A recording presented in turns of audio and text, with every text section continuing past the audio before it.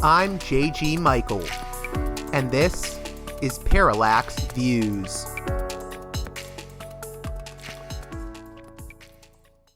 Hey there, Parallax Views listeners. As always, before we begin this edition of the program, I want to remind you that you can support the work here I do at Parallax Views by donating to my Patreon page at patreon.com/Parallax Views. One more time, that's patreon.com/Parallax Views. At the $5 tier and above, you get the monthly bonus show called the Parallax Vlog with yours truly and my colleague C. Derek Varn. Those episodes usually run well over 3 hours a lot of times, so you get that at the $5 tier and above. And at the $10 tier and above, you get a producer's credit shout out on each and every edition of Parallax Views at the end of the show. So head on over to patreon.com/Parallax Views if you'd like to help the show out. With that out of the way, we have a very, very interesting guest that we're going to be hearing from today. Corinna Barrett Lain, author of the new book, Secrets of the Killing State, the Untold Story of Lethal Injection. And let me tell you what Lain has discovered with the story of lethal injection in America is, scandalous. If you're interested in the topic of capital punishment, this episode should be interesting to you. I know that's a controversial subject, but I think regardless of where you come down on that specific issue, you're going to want to listen to this episode. It's really explosive, some of the things that are in this book. And that's all I can say. With that being said, let's get right to it with Corinna Barrett Lain. Welcome to Parallax Views, a guest that I'm very happy to be speaking with, and it seems very timely given some current events that are unfolding right now. Welcome to Parallax Views, Corinna Barrett Lain, author of Secrets of the Killing State, the Untold Story of Lethal Injection. How are you doing? Hi, I'm fine. Thanks for having me, JG. I'm happy to be here. We were just talking off air about a death penalty case involving the autopsy of, I believe his name is Mikhaildin Mahdi. Maybe you could talk a little about this. I guess this has to do with a firing squad. It's in South Carolina, and the autopsy finds the execution may have been botched, and it seems like this could tie into your book, or at least your research into the death penalty. It does, in a strange way. Yeah, sure. So this is one of South Carolina's executions by firing squad. South Carolina uses a three-person firing squad, no blanks. My understanding is it's volunteer prison personnel. And so he was executed, and an autopsy has now come back and suggested that that execution has been botched. And JG, we could talk about, what we really mean by botch, because I was different going to people have say, what different does views. that mean, Should I stop? botched? Yeah, no, I'll talk about that right now. It's a good point. For me, and I define this in the book, but a botch is when the state tells you this is how it's going to go. This is what's going to happen. And then in some palpable, clearly wrong way, it doesn't happen. Something else happens. Usually that involves pain and suffering. But, as I say in Secrets of the Killing State, botched executions are like the tip of the iceberg. They're the things that go wrong with an execution that we see. But there's a whole lot that goes wrong with an execution, especially lethal injection, which uses a paralytic, that we don't see. So, there's also, and I document this in the book, there's a number of states and executioners, officials who say, yeah, it took, 45 minutes. Yeah, he tried to get up off the gurney. I don't know why they're calling that botched. The job was to make sure he was dead, and he was, so it's not botched, and so you have different people putting different meanings into that. But I think average Americans, most people would be like, wait a minute. Somebody that is executed for 45 minutes and wakes up in the middle of his own execution and all of these things go wrong. It doesn't matter that he died, that's a botched execution. So, that's at least what I'm talking about when I talk about botched executions. South Carolina, yeah, so the autopsy for Mr. Motti came back, and even though there was supposed to be three shooters, three bullet wounds, and they do put a target over his heart. But the autopsy found there's only two bullet wounds, not three. And the state had not reported any, misfire or any problems with the weapons. This is the first time we're seeing this. And even the two bullet holes that he had were not in the heart. Neither of the other bullets actually struck his heart. They were more in the abdomen, liver area. The state is saying, oh yeah, no, three, we told you there'd be three, there were. It must have been that two bullets went through the exact same bullet, entry point at the same angle such that it looked like one. And after studying executions for 7 years and documenting states saying that things happened or didn't happen and then showing that that is not true. Um, I look at that with great skepticism. Also, for what it's worth, decades ago, I was in the Army and I was an expert shot, qualified as an expert shot while I was in the Army, and actually was a training NCO for marksmanship in the Army. So I know, I'm not an expert certainly in weapons, but I know a little bit, and that's just an inherently incredible statement to make. So, So I want to move towards the book itself, which I mean it's a little bit more focused than just on the death penalty question. mm, It's focused on lethal injection. But mm, one thing I wanted to get into was maybe the genesis of the project, because you mm. began your career as a prosecutor, I believe, in Virginia before turning your attention to lethal injection. What was the pivotal moment or case that shifted your focus towards exposing the realities of this execution method? Mm. That's a great question. I'm a death penalty researcher, and I've been writing and researching about the death penalty for 18 years now. So, I'm also a constitutional historian.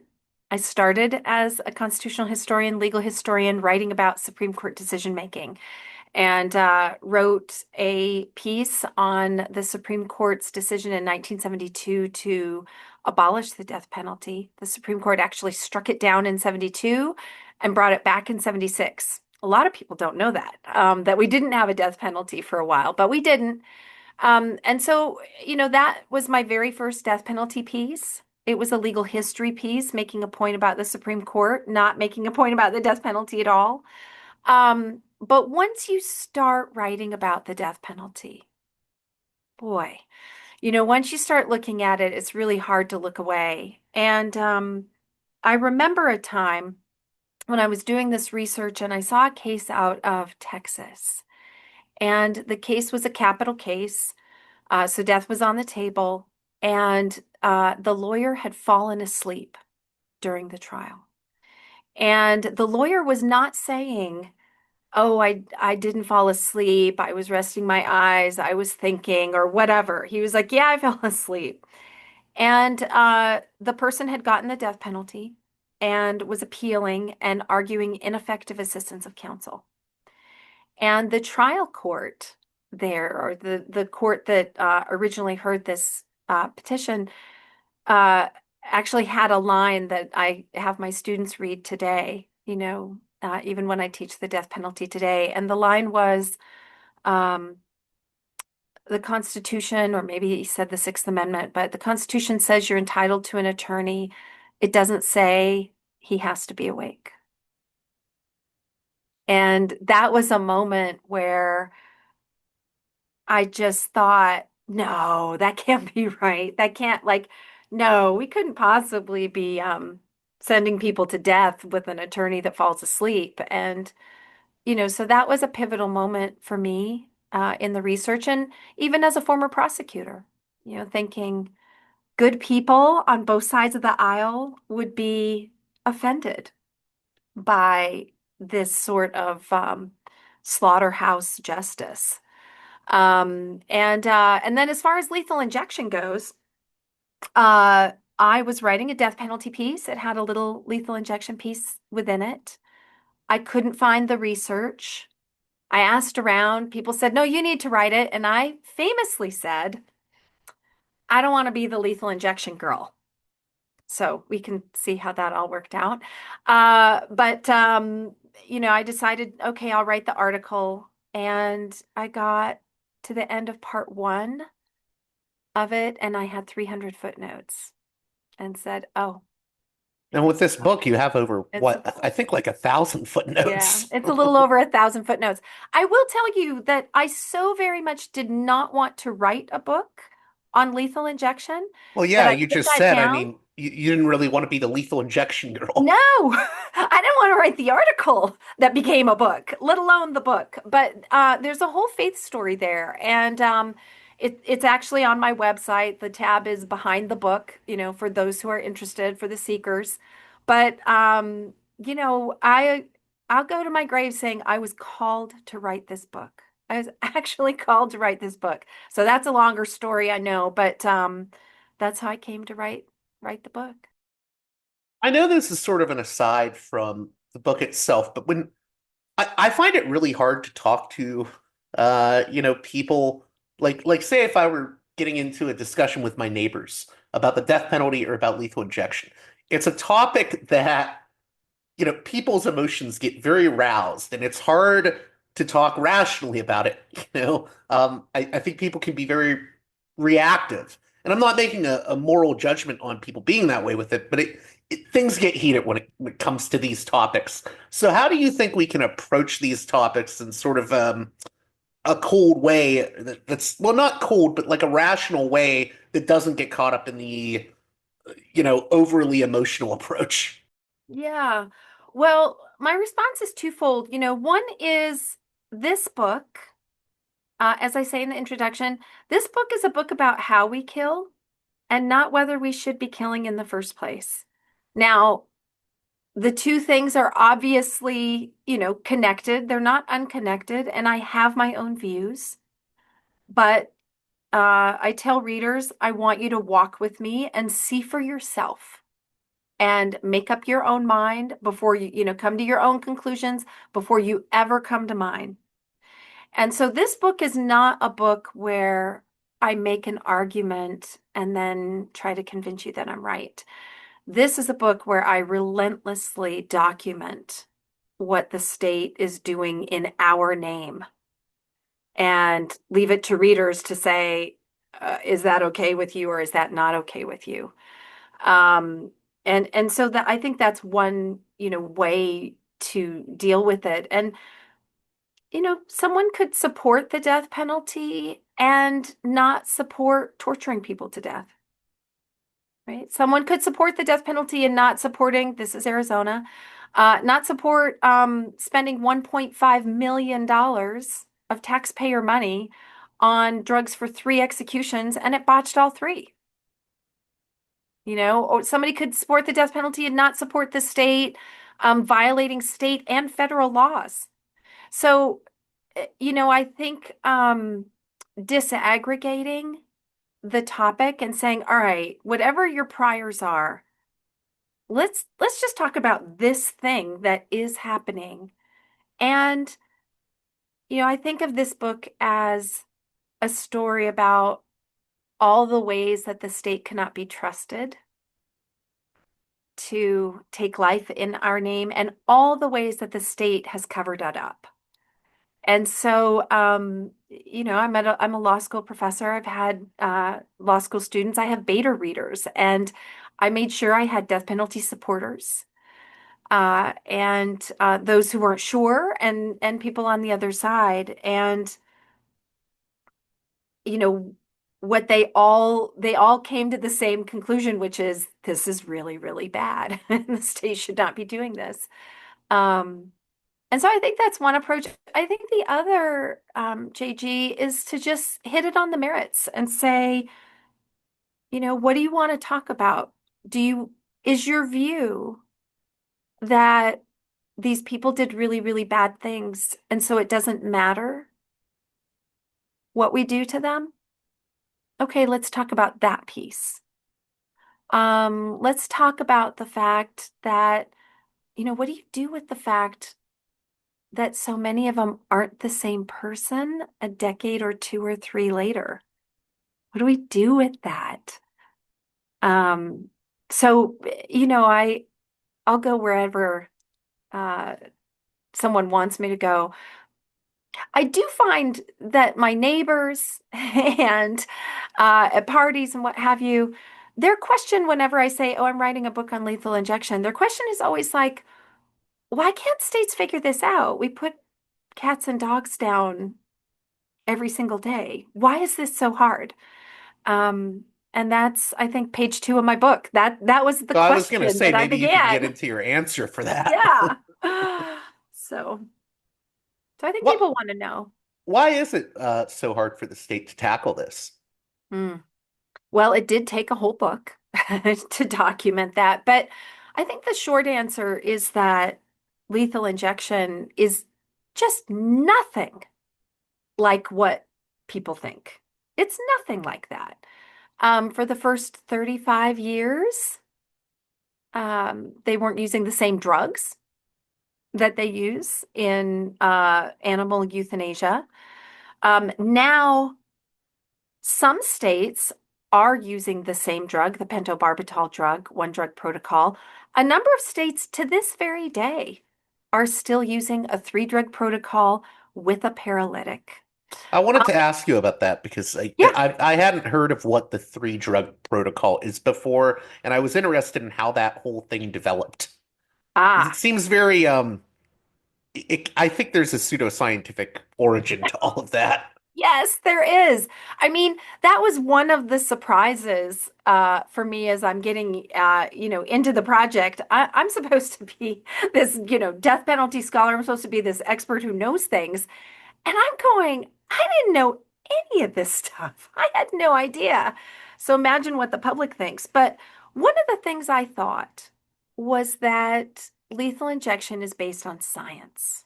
That there's, we're using the same science that they use for animal euthanasia. Somebody somewhere studied it, looked up the pharmacology, something like that. Like, surely it is not the case that some guy just made this up off the top of their head. But alas, some guy just made this up off the top of his head. And that's astounding to me. But I tell that story in chapter 2, which is entitled Faux Science. And the story essentially is that when the Supreme Court brought the death penalty back in 76, states had not conducted an execution in a decade. And they were really worried that the American public would not be able to stomach this sort of grotesque violence of the electric chair. And so in Oklahoma, legislators were thinking, well, what about death by drugs? What about a lethal injection? And they asked around, and no doctors wanted anything to do with it. But they found the state medical examiner, Jay Chapman, who was game. Jay Chapman later referred to himself as an expert in dead bodies, but not in how to get them that way. And he came up with the protocol and he was later interviewed about it. And so I quote him, and what he says is, I didn't do any research. I didn't do any research. I just thought what might be used from being under anesthesia myself. And you wanted two drugs, so if one drug didn't kill him, the other one did. And then he was asked, well, why did you add a third drug? And he said, why not? I didn't do any research. Why does it matter why I chose it? And so it was just literally just made up. And then all of the other states actually fell into line and followed Oklahoma. And so there are various prison officials and wardens and other people saying, I don't know anything about these chemicals. But we assume Oklahoma did because Oklahoma passed it. And so we just followed Oklahoma. And then you get, three, four states, and it's like, well, I'm just going to do what the other states did. And pretty soon you've got 35 states blindly following a protocol that was, you know, thoughtlessly developed in the first place. There wasn't sort of it wasn't, a rigorous process that It was led no to this process at protocol. Yeah. all. It was really no process at all. So, even within the Oklahoma legislature, like, were there people that testified? Did you've got the drugs. Did you get into the pharmacology? Did you see what they do? Do you know what they do when you put them together? No, nobody knew what they did. Um, and there just wasn't any of that. So, yeah. Now, what's the in chapter two, I forget the name of the drug that comes up. I think it's like Oh, midazolam or midazolam. yeah, Midazolam. I want to talk about that and the litigation in the Glossop case. Yeah. Okay. Well, Glossop has been back in the news, of course, because he just made his second trip up to the Supreme Court under very different circumstances. So, the first time is Glossop versus Gross. That's a lethal injection case. He was litigating the lethal injection protocol. And the Supreme Court says, yeah, go for it. You can do it. Green lights it. And then he goes back down. He's about to get executed. And it turns out the guy before him, guy named Warner, Oklahoma executed him with the wrong drug. And so they figure that out. They almost executed Glossop with the wrong drug. They put executions on hold. And in the meantime, extensive, egregious prosecutorial misconduct is found where the prosecutor was burying exculpatory evidence. And he had said, Glossop was never a trigger man. The trigger man actually testified against him and said, well, I did it because Glossop told me to, because Glossop paid me. And the trigger man, I think, got life, but he didn't get the death penalty. But he testified against Glossop, and a lot of the stuff he said was not true. And there were some other things going on too, and information that Glossop should have had, and the prosecutor buried it. And so the end of that story is uh, the state confesses error. The Oklahoma Attorney General confesses error and says, yeah, like, this guy needs a new trial. And the Oklahoma courts say, too bad, so sad.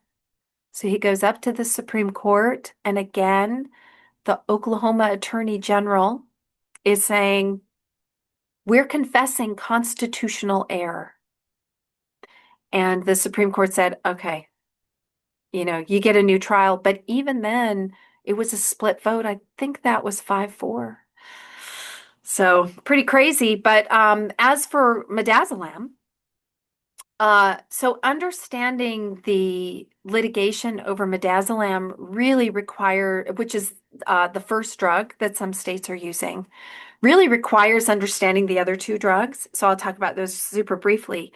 But the second drug is a paralytic, and it's not just a paralytic, it's also a muscle relaxant. So it relaxes the muscles in the face and then it freezes them that way. And it works from the outside in. And so the last thing that it paralyzes is the core and the muscles in the core, and it's the diaphragm. And the diaphragm is what pushes air into the lungs. And so, as medical experts have testified, this person, if they can feel it, it would be the experience of being buried alive. You would be gasping for shallower and shallower breaths. And so that's bad. The third drug is actually road salt. It's potassium chloride. And it's referred to as liquid fire because it chemically burns the veins as it races to the heart, where it induces a cardiac arrest. Okay, so the second and third drugs are torturous drugs. And so it really matters. Like the only way that lethal injection would be even plausibly humane is if that first drug, I was uh, going to say real quick because yeah, that's really key to point out here is the whole point of okay, we're going to do lethal injection. We're not going to do this electric chair kind of thing is because oh, it's seen as the humane alternative, right? To things like the electric chair, but you're saying, these are like the drugs used here are causing a form of torture. absolutely. And it's even worse than that because that second drug, the paralytic, well, the prisoners challenged that. And this was the first lethal injection case, by the way. It was in 2008, Bays versus Rees. And their challenge was twofold. First, they said, execute us like pets. We want to be treated like animals because that is better treatment than what we're getting. So that's like astounding in itself. And the Supreme Court says, nah. And then their backup was, okay, well, don't use the paralytic. Don't use the paralytic. What is the purpose of the paralytic? It's not to anesthetize us. That's the first drug you're saying. It's not to kill us. That's the third drug. So what is the purpose of this second drug? It's nothing but cosmetic. It's just to show people that we're drifting off to sleep no matter what is actually happening. And shockingly, in that litigation, the state said, this was Kentucky, said, yeah, you're right. And Kentucky used different words. Kentucky said, well, it serves a purpose. It gives the appearance of a dignified death. But it was, they're like, yeah, there's no reason other than appearances. It's all about appearances. It's all about the state telling us that this thing is humane, uh, when it's really anything but. And by the way, I as a legal historian, I get into some of the legal history behind, what were the legislators saying when they passed these lethal injection bills? And one of the things they were talking about wasn't a humane death, it was the appearance of a humane death. And so anyway, you see that through. Um, but as to midazolam, midazolam is not an anesthetic. It is not pharmacologically capable of putting someone in a state of anesthesia. And when the case came up before the Supreme Court, the state had one guy. And he said, well, I know it can't bring you into anesthesia, but you can do this toxic effect. You can do a toxic dose and it'll knock them out. And yeah, it's not anesthesia, but they're not going to feel anything. And he got the numbers wrong. And like there is barely a toxic dose for midazolam. Some scientific journals say there is no toxic, there you really can't get enough of this. But looking at all of the medical treatises, they talk about midazolam as this, super safe drug. Here's why, because it's really hard to get a toxic effect. And so he got all the it there the I think for the toxic effect they were looking at something like based on mice and rat studies, it would have to be for humans something like 4,500 grams, and the state is using 500. So it's like wildly off. And by the time they get to the Supreme Court, not even the state of Oklahoma is defending it, is defending his theory. And yet the Supreme Court upholds it. And so, JD, this is one of the reasons that I wrote this book for the public. I'm now finally, getting people they're reading it and saying, "Oh, this is really readable," or you know, this is a. I thought this would be scary to read. It's actually readable, and my response is always, "I wrote it for you. I did. I wrote it for you. I wrote it for the public. I did not um, write it. It's based on tons of research, of course, but I want the public to know what's being done in their name." If you could, you open the book, the first, I would say, I don't know, maybe 27 pages are devoted to the execution of Clayton Lockett. Why did you want to lead with the Clayton Lockett story? And maybe you could give the sort of brief version of that. And of course, I think listeners should just read the book if they want the full story in detail, but maybe you can give a sort of a briefing on it. Yeah. So there's something very special and unique about Clayton Lockett's very botched execution, and he is the man that woke up in the midst of his own execution and tried to get off the gurney and was talking and saying, "These drugs are blanking with my mind," and he's talking.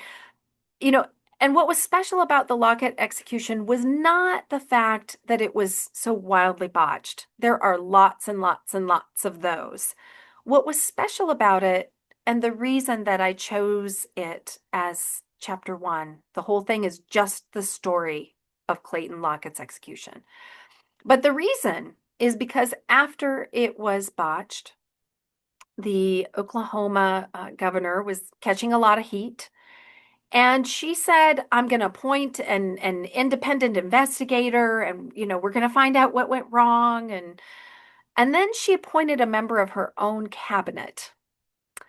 And so that's not independent, but not only was this person a member of her own cabinet, but he was the member of the cabinet that oversaw the Department of Corrections.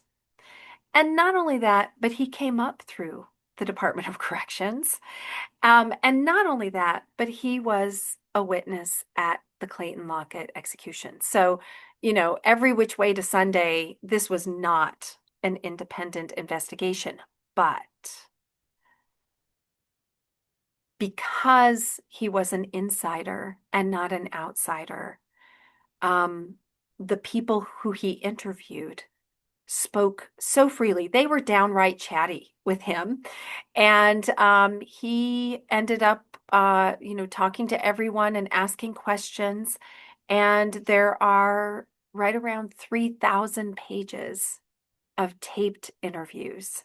And as I say in the chapter one, that's something we've never had before, and we will probably never see it again. But it's very different than what you see in the litigation setting, right? Where it's like very tight-lipped, very careful answers. This is like, oh yeah, you've got the lawyer for the Department of Corrections saying, "Well, I just Googled it. I went past WikiLeaks or whatever it was." That's how they chose midazolam. And he says, "Well, there was political pressure. I was getting calls every day, sometimes a couple times a day, saying, 'Figure this out.'" And so, those are the sorts of things that are really happening, but that we don't see in depositions and that sort of thing. You've got the warden saying, well, he started coming off the gurney, and so I lowered the curtain. Why did you lower the curtain? Well, because there was somebody awake when he wasn't supposed to be awake. The There's a state. lot of theater that goes into all of this, Oh, it's so apparently. much theater. It's all The dramaturgy stagecraft. of death. Yeah, exactly. I mean, and when you think about that, like one of the things I always think about, well, like why is it on a gurney? Why do you have white sheets over him? Why do you swab the arm with alcohol before injecting the drugs, the chemicals that will kill someone? You know, you think of lethal injection as death by drugs, but really what it is it's just forced poisoning. We're just poisoning someone to death. That's what it is.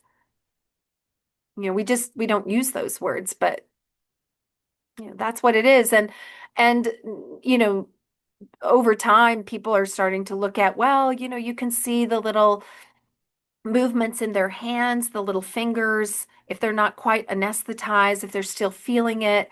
And so then states started taping down their hands, even though they're in restraints. They're not going anywhere. Their wrists are all in restraints. Why tape down their hands? Why turn the sound off? They give their last statement, the sound is on. You have to take an extra step. Why turn the sound off? There's no legitimate reason other than to keep the people who are watching from hearing what's going on. You know what gets me is just learning that, you know, there were states that were deciding what drugs to use by Google searches. Yeah. That blew my mind. And I don't even think you knew that when you went into it. I think you even say that No, in the book. I did not. No, I did not. And you might say, "Oh, well, that's Clayton Lockett. That was in 2014. I'm sure things are very different now." Come on, that was a decade ago. No. So Arizona put executions on hold after it botched three executions in a row in 2022. And by the way, those three executions were the first executions since its 2-hour long botched execution of Joseph Wood in 2014. So, like this is what's happening. They put executions on hold. The newly elected governor did. They appointed an independent investigator, a retired federal judge. And in the book, I'm saying, okay, well, what a difference leadership makes, right? Well, uh, the election happened last fall, and they fired the independent investigator. Then the Department of Corrections did a review of itself and said, we're great. Everything's great. We fixed all things wrong. Now give us our warrant. And by the way, we're going to start with volunteer. Yeah. But I'm just like blown away by that. Yeah. but after that, the independent investigator, the retired federal judge, made public, he released his preliminary report. And so this was in 2024. What did he find? He documented prison personnel looking on Wikipedia on the eve of an execution to determine how much of the chemicals to inject.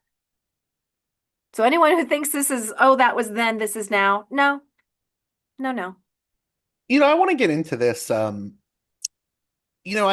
think you've said that botched executions are just the tip of the iceberg when it comes to this Mm. story. And I want to get into what that means, but I guess for people that haven't thought about this, why do we need to be thinking about botched executions? Because it's been a persistent issue in the U.S. capital punishment system, and lethal injection, I think, has exhibited the highest rate of complications among execution methods. So, what's your argument? I know your book isn't an argument; it's a journalistic expose, but why do Yeah. you think people need to look at this more? Well, I mean, this is what the state is doing in your name. And so I think that matters. But, for someone who might say, eh, they did really bad things, and so maybe we shouldn't care about them, or maybe, we don't care how they died. For that person, you know, I I would say, um, why don't we? Why don't we torture torturers? Why don't we do that? Because it's not just about the prisoner, it's also about us. It's about what we do as a civilized society. And it's about what the state is doing in your name. And um, so I one review recently came in and said, she documents all this stuff and she's not preachy. And I'm like, thank you, because that was really hard not to be preachy. But I'm like, hey, conservatives out there, you like small government, right? Well, you're not going to like this one. No government bigger and badder than the one that'll kill you. But wait till you see what it's doing. And if you think you like law abiding, well, wait till you see where I document, smuggling drugs across the border, intentionally breaking Private contracts. I'm like, wait a minute, you guys are for the free market, right? And so, there are all these things, falsifying prescriptions. There are so many things, and just the money that is thrown away that I think anyone would pick up this book and there will be something that is absolutely incontrovertibly in contrast with your deeply held moral convictions. Do you think, I hope this isn't too odd of a question, but do you think there's parallels between what, as you put it, the killing state does in our name with these sort of torturous drugs and whatnot, and debates around things like waterboarding from like the, war on terror era? I think there's like weird parallels one could make. I hope that's not an odd Yeah. question. No, no, no, it's not. And let's talk about waterboarding because states are waterboarding. Like we are waterboarding people to death. That is a thing that is happening. So we talked about the three drug protocol. We didn't talk about the one drug protocol. And so for anyone going, okay, well, at least some states are doing it the way they do pets. Those drugs are not the same. Those are compounded drugs, by the way.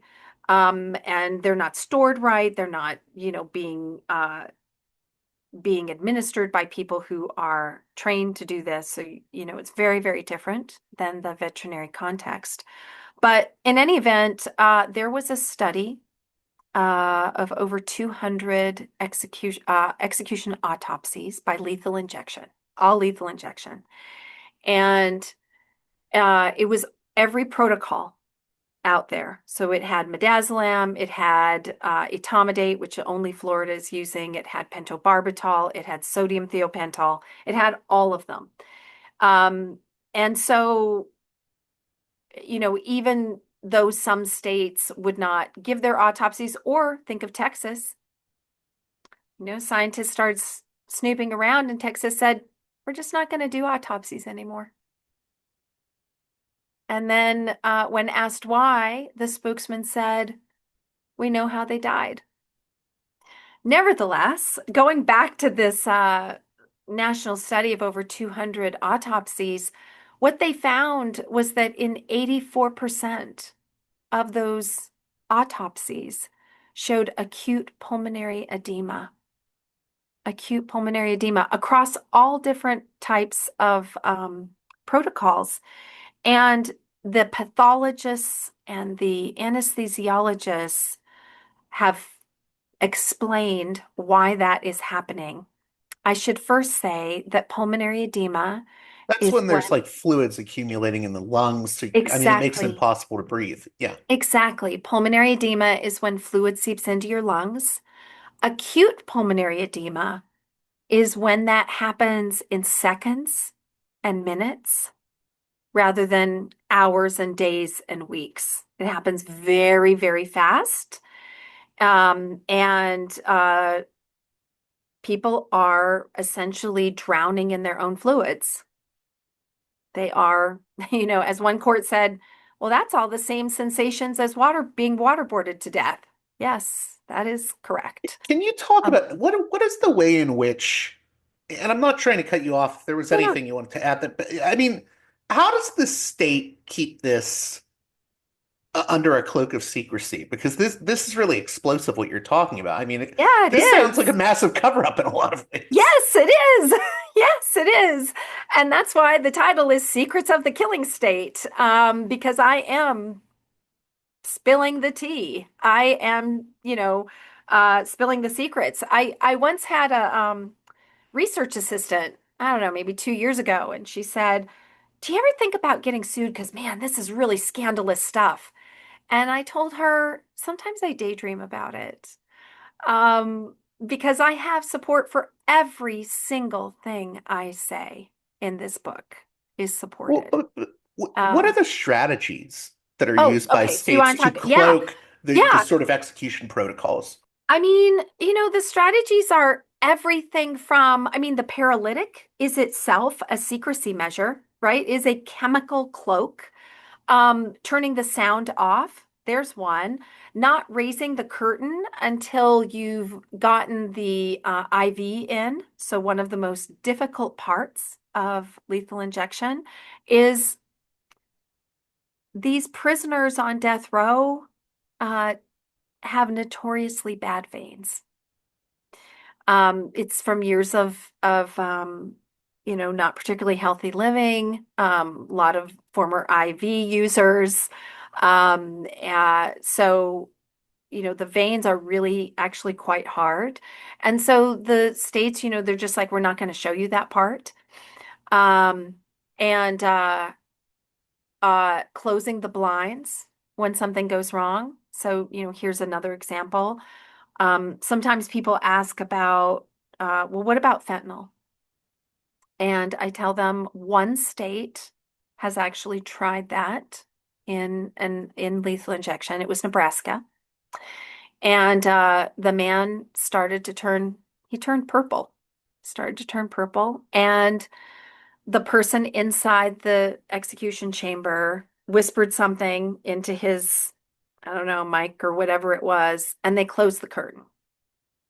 14 minutes later, they open the curtain and the prisoner's dead. What happened in those 14 minutes?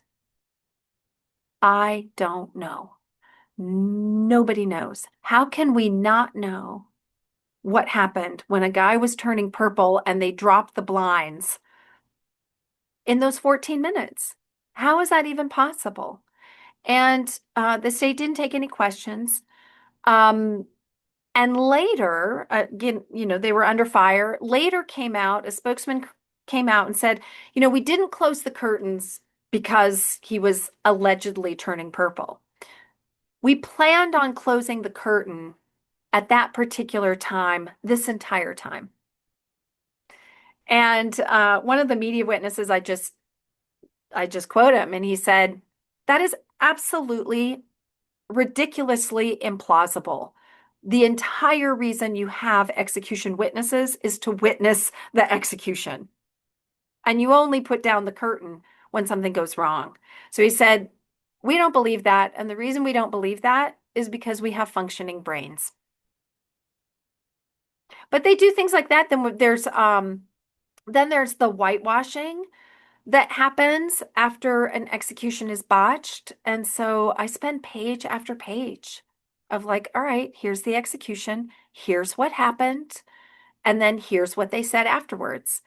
And there's one execution I talk about where the victim's son was there to witness. And this was Alabama's first execution by nitrogen gas. So right before the book went into production, Alabama had its first execution by nitrogen gas, and so I worked it in right before it went in. Um, and the victim's son said they told us, he'd be out in 30 seconds, he'd take a couple breaths, and he'd be out. That's not what happened. And he came out and said, "I don't ever want to see anything like that ever again." And, it turns out even if you wanted the person to die, watching someone getting tortured to death is just a grotesque experience. And he said he went back to his hotel and the press conference was going, and he just stood there and watched it. And he said, only about half of what they said was true. I wasn't expecting that. And that's the point, right? Is that like only half was true and he wasn't expecting that. And I mean, that's where I am. That's where I was, where I'm like, I expect public officials who are at their most powerful moment when the state takes life, I expect them to tell the truth. And There was I not get, a lot of people telling the truth if you read this book. no, no, there's not. That's why I say, I think, again, it's not a book where I make a case. I just relentlessly document, but it would be hard to walk away from reading this book and say lethal injection is humane or is capable of being fixed or that the state can be trusted. But there's some other things that I learned from studying executions that weren't even, the subject of my study, that had Like to do with what? the people. The Like pe what? Out of Oh yeah, curiosity. okay.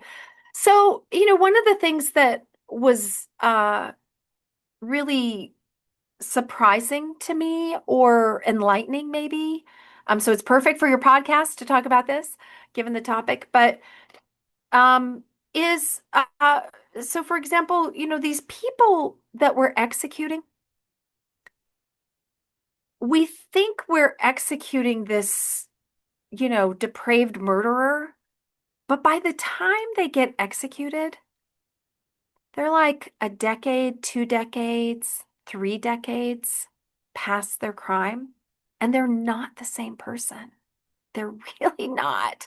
And so sometimes they are just really old and broken. So, I don't comment on it, but I tell the stories. I, I I was give gonna the say, I details. think a lot of neuroscience backs this up too, where, I mean, they do change it. I mean, They even change. violent offenders aren't going to necessarily be the violent offenders when they're No. 60 or 70. Yeah. Yeah. And the neuroscience data seems to back that up. Yeah.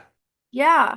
So, there's a guy I talk about in the epilogue, a guy named Brian Dorsey. And I get these Google News alerts, so I'm writing the epilogue, and I get an alert across my desk, and it's from prison officials saying, "Yeah, he's guilty. He's not the same guy. Don't execute him." And I'm like, that's interesting. So I take a look at it, and it turns out that over 70 prison officials, including the two wardens, filed a petition with the governor to try to save Brian Dorsey. And I think it was a double murder. It was a terrible crime. It's 17 years later. And what they said is Brian Dorsey lives in the honor dorm of the prison. And Brian Dorsey is the prison barber and has been for over a decade. And they go on to talk about how Brian Dorsey cut the hair of not only all of the other prisoners, but by choice, the prison guards and the two wardens. So, like, think about what that looks like. A condemned capital murderer with a pair of scissors and a razor blade at the warden's neck, over and over and over again. And, the next thing that they, say in the op-ed is he's a fantastic barber. And I'm now reading it because I just picked it up. There isn't a nicer guy than Brian. We know he was convicted of murder, but that's not the Brian Dorsey we know. He's an excellent barber and a kind and respectful man. And they go on to say, if you make us kill this man that we have come to know and respect, you will also be harming us. So they say, taking Dorsey's life, I'm quoting the op-ed, would be especially traumatizing for the many current and former prison staff members, myself included, who have come to respect and care for this exemplary inmate. And so one of the things that I, learned along the way was not just that these are people that are changing and are not the same. And by the way, some of them, they're wheeled into the execution chamber. They have to be propped up on a medical pillow because they're on oxygen and they don't want them to choke while they're trying to kill them. It's just so debasing. Because they're old and frail, they go into hospice and then the state tries to execute them before they die on their own. I think Louisiana had two people in the last month or so. One of them they gassed to death. The other one was maybe 81. He died on his own before the state could kill him. And so it's this sort of thing. Others are just redeemed individuals. But, not only are these people not the same, what do we do with that? But this is incredibly traumatizing to the prison guards and the executioners that we are asking to kill as a part of their job. Do you think it's almost like, I think some people say, well, an eye for an eye, if you did a barbaric act, you should be punished for it. But I mean, it- you know, a, a barbaric act being answered with another barbaric act, I mean, I think that's debasing to everyone. Yeah. And so interestingly, the place that I see that is that's a religious viewpoint is where, right, they're quoting the Old Testament. And what's interesting is that's a Jewish Bible. The Jewish people are generally not for the death penalty. This is more your conservative evangelicals, your evangelicals. And so one of the things that I've been thinking about is it's so interesting to me that they would point to the you have, eye for an eye, or you know that passage, when in the New Testament that's one of the passages where Jesus says, you have heard it been told, but I tell you. And so it's not one of those things where, like, well, different passages in different places say different things. This is one where Jesus pointed to that and said, that's not for you. And that entire religious basis for Christianity is that the blood has been shed. The blood has been shed. Yeah, yeah. Well, I was gonna say, I mean, even, So the late Pope Francis was like very against the death penalty. So, I mean, it's I, been I do done. think there's Christian arguments I, against, yeah, yeah, you the death know, penalty. and Mhm. redemption. And it's like when you when you take someone's life, what we are saying is they're so bad, they are not worthy of being here. And this, studying executions for 7 years has taught me, who are we to say that? Who are we to say that? Because that's not what's actually happening. And by the way, if you're coming at this from a religious, perspective, that's a God special. Like that's a God special. That's like, let me take the worst person. Let me take, the last one that you think I'd pick, and I'm gonna use you. And it's like I think, I wonder if the religious right knows we are killing our Pauls, and we're killing the Sauls that could become Pauls. That's who they're starting prison ministries. They're giving every single day to, I mean, the statements that they make are just incredible. So I didn't want to study the death penalty, but now I see why I mean, I didn't want to study executions. I see why it's so important. And the death penalty in America today, I think part of the reason it persists is because it's an idea. It's like it's a thing and you agree with it. You're for it or you're against it. You agree with it or you disagree, oftentimes on tribal lines. And it's an idea.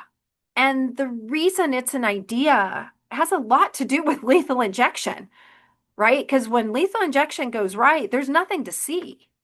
It's out of sight, out of mind.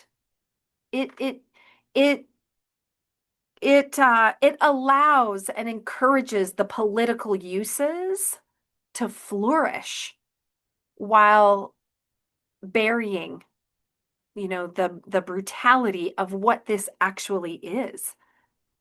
Can I just had two more questions if you Yeah, can go a sure. little bit over time. Sure. You have that whole chapter, inept executioners, which Mhm. I mean, I had to skim over the chapter because I have so many books to read, and I'm going to read it more in depth very soon here. But man, you could have called that executioners gone wild. Because you have like executioners or members of an execution team that are smuggling drugs into San Quentin. You talk about a nurse from the Timothy McVeigh execution who was like threatening a man for seeing his estranged wife, saying, "I'll burn your house down and blow your head off." I mean, wow, these some of He these was on active executioners are wild. probation, What's right? that? Like he was on active probation. He had to get permission to leave the state. to go do that execution because he had been charged with two, you know, felonies. And I mean, all felonies are bad, but this was stalking and felony property damage where he smashed in, you know, some windows and damaged the person's vehicle and mailbox and made threatening calls. I'm gonna, you know, blank your head off. And so yeah, I mean, that chapter I talk about unfit executioners, unqualified executioners, and untrained executioners. There's really three different lenses. But you're right. The first part, unfit, that's executioners gone wild. You're right about that. And you know, just as a vignette, I start with a doctor, and you know, we don't know who exactly is conducting any given execution because it's so covered by secrecy. But you can, you know, some of these executioners' identities have been unveiled. Some of them we don't know who the person is, but we know what their qualifications are. And so, and when you get doctors, they're often, I mean, they are on the margins professionally because of the Hippocratic Oath. Doctors generally don't want anything to do with this. And what I found is where we know who they are marginal in other ways too. And so in that Doctors Gone Wild section, I talk about a doctor who had over 20 medical malpractice suits against him and had his uh, operating privileges revoked at two hospitals. And, um, you know, that there it was litigated, and a Missouri federal court said, you are not to use this person in any way, in any execution by lethal injection. And 2 months later, he's executing for the state of Arizona and the federal government, by the way. And, you know, so Arizona knew all of this, knew that a federal court had said this guy should not, you know, the state is responsible for not torturing people to death, and you can't use this guy. By the way, he also said he was dyslexic, so he mixes up numbers. I mean, that's how he came to be found, is that the attorneys for a prisoner that was about to be executed looked at the chemical dispensary logs and said, wait a minute, the protocol that was litigated, that a court approved, was 5 grams. You're only using 2.5. You're using half of that. And this is for the anesthetic. And the state came back and said, oh, no, no, no, no. We did that. Like, it says 5, we're using 5. 2.5, we're going to track down why that was wrong. But it's written wrong in the chemical dispensary logs. We're not violating the protocol. We're doing everything right. It was written down wrong. And the next day, the state has to write a letter to the judge that says, well, as it turns out, the logs were right. We've only been using half. And at that point, the judge says, I'm going to give the prisoner lawyer a limited deposition to ask this guy, why are you using half of the amount? And his answer is, I'm dyslexic, so I sometimes mix up numbers. Now, he later said, I'm not dyslexic, I just mix up numbers. I don't really know one way or the other, but you know, that's how all of this sort starts to unfold. You know, JG, by way of the research behind this, I feel like some people have this view of lethal injection litigation like, oh, it's meritless, this is frivolous, they're just trying to litigate to stay alive. And having gotten into that litigation and seen the facts and gone through the investigative reporting, which is amazing on this issue, hats off to investigative reporters everywhere. I'm like, no, no, no.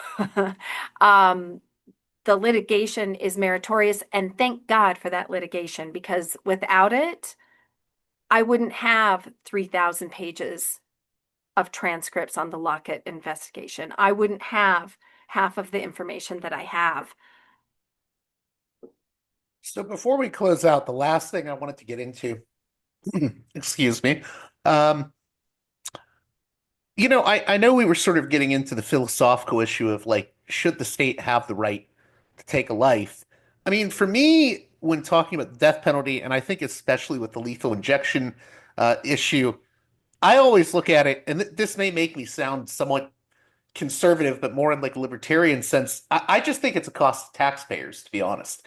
It takes, execution costs, securing drugs, preparing for executions, and I mean, I've seen a number of studies that seem to indicate that the death penalty actually costs more than, other alternatives. So, can you talk about how does this affect the Yes. taxpayer? Because I saw you covered this in the book, Yeah, so and I much think this more. argument is often overlooked. Well, I think it is too. And so, JG, on my author's webpage, CorinnaLain.com, I actually have death penalty facts, and those are the ones I lead with. Those are the ones. I'm like, no, I want you to know how much this cost.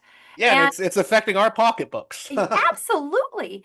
And, just as a point of reference, there was a study in Florida and looked at, how much does it cost to have a death penalty? Well, every time you charge a case, there's two lawyers, not one. You get a mitigation specialist. You're doing all of this work because, it's really two trials in one. One is guilt or innocence. The other is life or death. By the way, that's another thing people don't know. They're like, well, he could get out. I'm like, no, it's life without parole or death. They're going to die in prison either way. Promise. So it's not like they're out roaming around. But in any event, so it costs more at every level. You've got to qualify the jurors, death qualify the jurors. That takes time. You get more appeals. That takes time. There's all of these things. It costs to house them separately. And by the way, in California, it's $90,000 more per inmate per year on death row, which is why, yeah, which is why California decided, I think, to get rid of death row, or at least as it existed at the time. But in any event, so Florida did this study. All right, here's how much it's costing just to have a death penalty. How many executions did we get out of that? How many times, right? Like, what is the product? How many executions did we get? They took that number and figured out, all right, this is how much the system costs. This is how many executions. It costs $24 million per execution. $24 million per execution. So, there's more stats on my website, but these trials alone cost millions more. It costs more to house them. And at some point, I wonder if even those who are ideologically committed to the death penalty might say it's not whether the life is worth saving. Why don't you ask, is that life worth taking? You know, what could you do with $24 million if you really cared about the victims? We actually know the criminogenic factors that cause this stuff. And we're not putting the money into the communities. We're not doing any of that. We're not protecting the children. Like, we're just not doing those things, but we could if we, weren't putting people to death. One last point on Well, this is, there was something I wanted to add, but go oh, on. go on. Then you. Well, I just wanted to say one aspect we didn't cover, and maybe just briefly here we could mention it was you have this whole saga about a company called Harris Pharma, which is basically just a storefront for a con man. And like Yes. the state is buying its drugs from a shady con man. And they Like it know blows it. my mind. And they know it. They know it because Harris Pharma is a guy named Chris Harris. He's in India. And Chris Harris first came on the scene because he worked for this pharmaceutical company in Europe, Nari Pharma. And Nari gave him some sodium thiopental to use as samples to break a new market. I think it was in Africa somewhere, but in any event, he's sending him into a new market. Instead, he took those drugs and sold them as his own to Nebraska. Well, Nary finds out about it and says, we're against this. We told you, you can't use our drugs for this. We want our drugs back. Give me back my drugs. Nebraska says no. Litigation ensues, and the drugs go bad. The drugs, expire before anything happens. So, they know. By the way, I think you said that case cost $54,000 of taxpayer money. Oh, yeah, Just down the drain. down the drain. And for Nebraskans, I'm like, don't you care about this, Nebraska? I always want the people to know, hey, you ought to know about this. But in any event, it's like, so they knew that Chris Harris, aka Harris Pharma, was a guy who was taking other people's drugs and selling them as his own. And yet, states, there's buzz going around that states are going to buy more drugs from Harris Pharma. So the FDA goes to these states, goes back to Nebraska, goes to Texas, goes to Arizona, and says, do not buy Harris Pharma's drugs. They do not comply with the FDCA, Federal Drug Cosmetic Act. So they can't come across the border. They're illegal. What This happened? is this is what you meant when you said basically these states were caught in the act of smuggling illegal Yes, drugs across yes, the border. yes. And the FDA seizes them, takes all the drugs, because they are illegal drugs. And the states knew it. And the states knew exactly who they were dealing with in Harris Pharma because of Nebraska's earlier experience. So, they know what they're doing. They're also, this is chapter 6, by the way, but, they're also getting drugs from compounding pharmacies. There's one that had 1,800 regulatory violations. Like what? And So I go through, I think there's maybe 4 or 5, maybe 6 of the compounding pharmacies that have been identified as suppliers. Every single one of them has problems. I talk about people in Idaho, the warden and I think it was the warden, but 2 people, prison officials, took a suitcase with $15,000 in cash and got a private plane and uh, got flown into Washington, where they made an under the table sale for cash for drugs, allegedly in a Walmart parking lot. And the thing I thought was a little amusing was the state came out, Idaho came out and said it was not in a Walmart parking lot. I'm like, okay, but there is a Walmart next door. And by the way, the plane landed at 5:30 and the pharmacy was closed, so it had to happen somewhere. So it I mean, this tracked, is like but something out of I mean, if it weren't so yes, infuriating, it would be yes, tragic comic, yes, yes. I mean, it's almost like a Keystone Cops, but it's not funny, you know? You're right about that. And this is the state is like bumbling around and JG, let me say this. My research question started as why can't states get this right? Like why is this so hard, right? The Somewhere in the midst of that, it changed. And it changed into why are they sticking with lethal injection? What is in this for them? They can't get the drugs. They can't get qualified people to do it. They can't get in the veins. They're spending millions of dollars. They're getting sued by the pharmaceutical companies when they break their contracts. The taxpayers are paying for that litigation. Like it's it's not even humane. They're not even doing that right. What is it? Like, why have they stuck with this thing? Is it just And organizational inertia? no, I don't think Okay. so. I think it's that lethal injection does one thing well, one thing.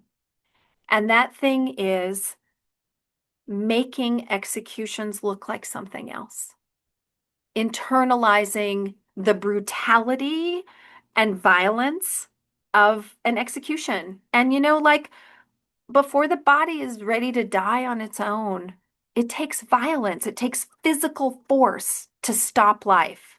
The heart stops reluctantly, I read. And it's true, right? The heart wants to keep on beating until, it takes force.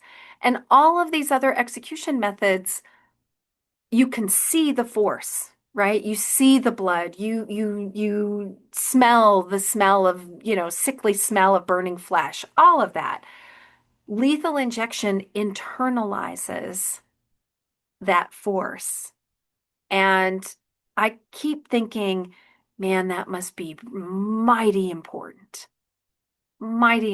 to maintaining the death penalty itself, because states have gone to incredible lengths to maintain an execution method whose only, quote, virtue is making an execution look like something else.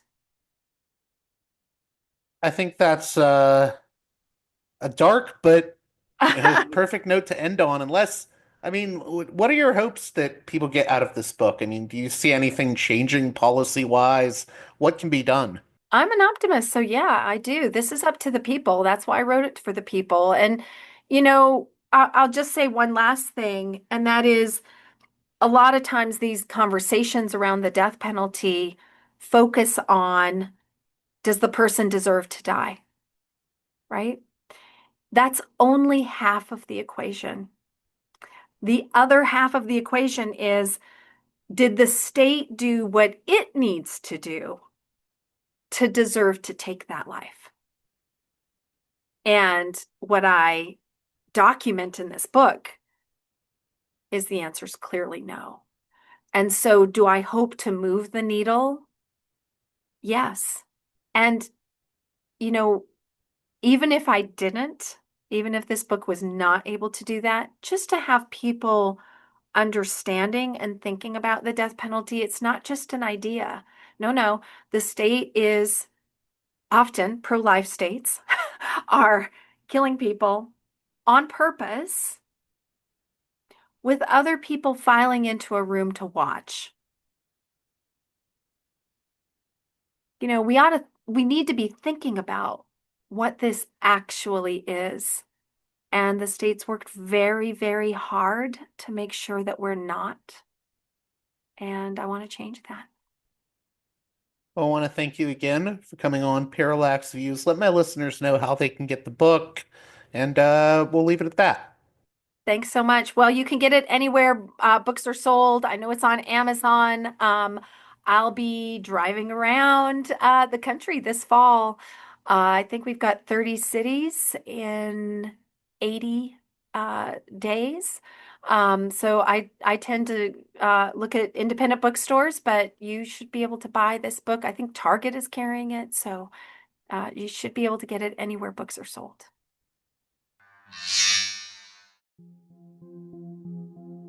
This edition of Parallax Views brought to you by the $10 and above tier supporters of Parallax Views on Patreon.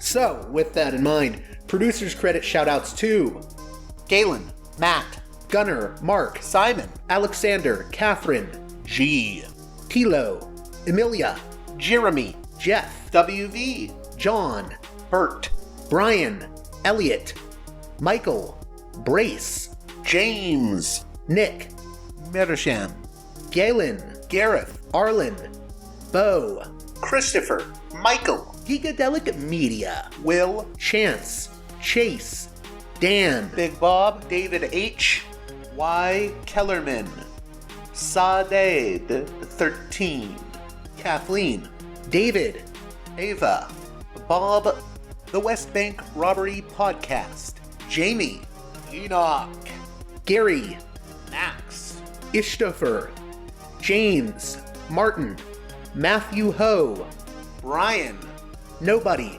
Thomas, and Dano. And now on to the show. Well, that does it for this edition of Parallax Views. As always, please consider supporting me on Patreon at patreon.com/parallaxviews. One more time, that's patreon.com/parallaxviews. And with that being said, until next time, you've been listening to Parallax Views with Parallax Views to Parallax Views with Parallax Views. The way out is not simply to say, don't do it, just to prohibit. It's nothing else. If we don't do it, others will be doing it like crazy. So, we have to confront the problem. But no, basically, I know of the great anxieties, problems, new forms of control, but it's also new forms of freedom. This is why I always emphasize that internet and all this new digital stuff, it's a very ambiguous phenomenon, but it's the field of struggle. New forms of enslavement, but at the same time, new incredible forms of freedom. We have to accept the fight with no nostalgia for old, allegedly more authentic communities or whatever.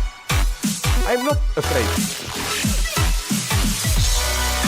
I'm not afraid. I'm not afraid. I'm not afraid.